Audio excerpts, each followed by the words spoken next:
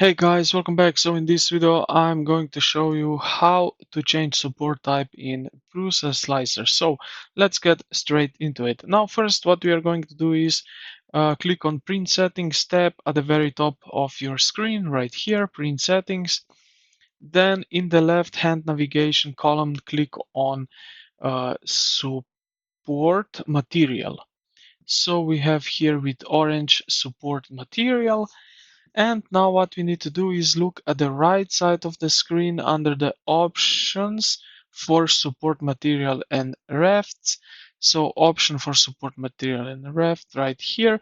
Find the drop down menu labeled style, which is right, the first one basically. Click the drop down right here and you will see right over here grid, standard rectangular grid walls. Then we have snug. It's similar to grid walls, but they closely follow the exact shape of your model to save filament.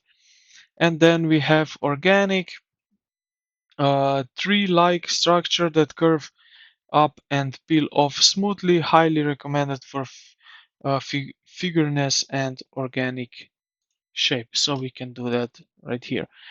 Click back to the plater tab at the top of the screen, so right here. And then what you can do now is just click slice.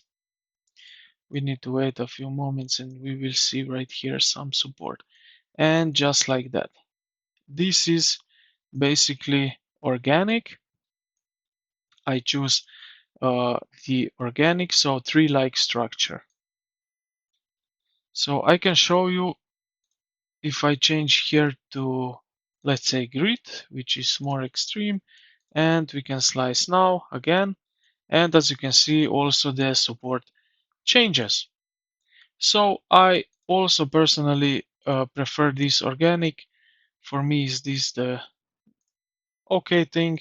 So I have something like that.